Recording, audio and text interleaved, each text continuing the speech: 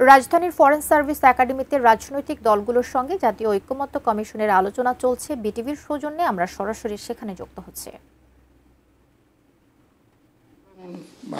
আমরা ইফেক্টিভ মানুষরা উপদেষ্টা মণ্ডলীর মধ্যে আসতে পারেন, সুতরাং এটা আমরা খুবই গুরুত্বপূর্ণ বিষয় মনে করি। কোনোভাবে শুধু একজন ব্যক্তির প্রজ্ঞার উপরে নির্ভর করাটা সমীচীন হবে না, এটা একটা। আর বাকি যেগুলো বললেন, আমি ওখানে কিছুটা ফ্লেক্সিবল হতে রাজি আছি। বাছাই কমিটি যদি ধরুন এখানে তারা যদি একটা মতামত তারা যদি একমত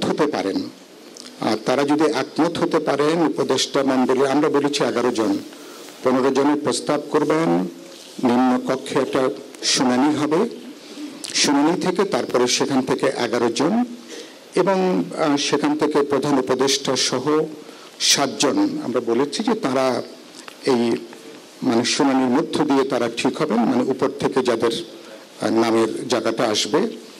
একমত হতে পারলে ভালো, না হলে আমরা বলেছি যে নিম্ন কক্ষে বা উচ্চ কক্ষ যদি গঠন করতে পারি তাদের গোপন ব্যালটে, তারপরে যেটা বললেন র্যাঙ্ক চয়েস পদ্ধতিতে সেখানে এটা ঠিক করা। আমি যেখানে নমনীয় হতে রাজি আছি সেটা হলো যে এই নামগুলো আসার পরে আমরা বাছাই কমিটি যদি সংসদের সকল প্রতিনিধিত্বকারী দলের সমন্বয়ে গঠিত হয়, তাদের গোপন ব্যালটে, যেটা আপনাদের প্রস্তাবে এখানে আছে, অর্থাৎ একেবারে পার্লামেন্ট বা উচ্চকক্ষের সবার গোপন ব্যালটে না যেয়ে তাদের গোপন ব্যালটে যদি এটা হয়, এইটুকু আমি বিবেচনা করতে নমনীয় হতে মনে করি। এটা হয়তো যৌক্তিক হতে পারে, সময় নানা বিবেচনা হতে বা কাজ করে।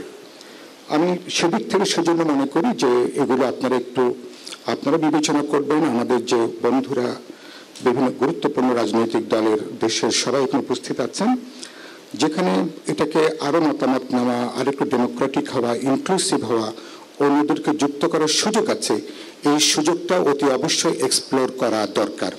যেটা আমরা জানি নির্দিষ্ট সময়, যে সময়টা আছে, আমাদের অভিজ্ঞতা আছে, এই সময়ের ভিতরে আমরা কাজটার দক্ষতা বাড়াতে পারলে খুব ভালোভাবে কাজটাকে গুটিয়ে এনে কাজটা করা সম্ভব।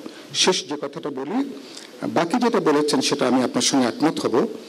90 দিনের ব্যাপারে যেটা আলোচনা হয়েছে, পরবর্তীকালে আরো 30 দিন আমরা এক্সটেন্ড করবো কিনা, দুর্বিপাক বা অন্যান্য কোনো বিষয়, আমার মনে হয় এটা নিয়ে আলোচনা করে বড় কোনো সংকটটা হবে না।